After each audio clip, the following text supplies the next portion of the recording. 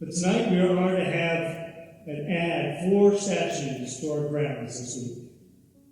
The iconic figure of General Pak Sun-yup stands tall and very powerful. A dynamic young Ralph Puckett connotes a time of action and of bravery.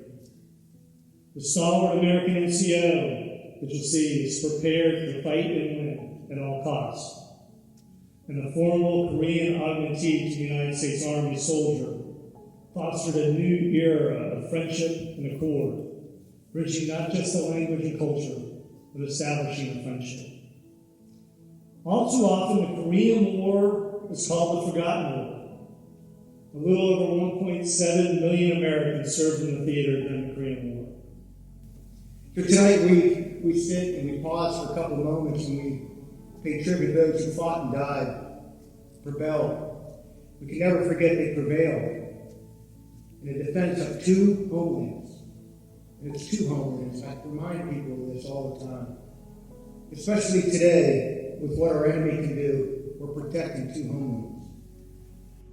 Ladies and gentlemen, I'm honored to speak to you this evening because the Korean War played a very important part in my life. You might say that it was the beginning of my leaving my childhood and entering adulthood. In 1951, I was a senior at Columbus High School here in Columbus. My main concern at that time was my schooling and my social life, not necessarily in that order. My plans were to attend college upon graduation. However, in 1951, my worldview changed dramatically when I met then First Lieutenant Ralph Puckett, who had been seriously wounded in the Korean War and had been sent here to Fort Benning, to the Martinoni Hospital. The military always tries to send their wounded soldiers to the closest military hospital closest to their home. We are proud of the Korean Memorial that will be unveiled here tomorrow. As it was designed, Ralph was humbled to be one of the 4 figures representing this statue, along with General Pak, an American enlisted soldier, and the Korean Katsu enlisted soldier. This statue will ensure that the Korean War is not a forgotten war. This war claimed over 50,000 Americans, over 3 million Koreans, including over 1 million civilians. This conflict is not over. We have 30,000 American troops there today.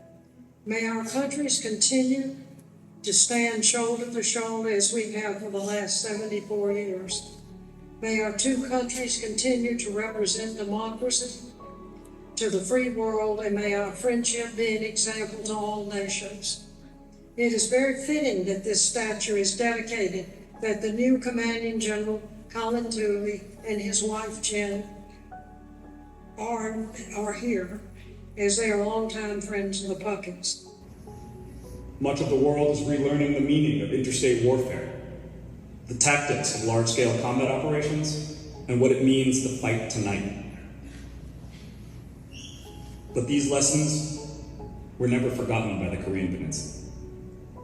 They are hard lessons, earned in the fiery combat of Korea's hills and valleys by courageous soldiers such as Colonel Puckett and General Peck. Freedom is not free.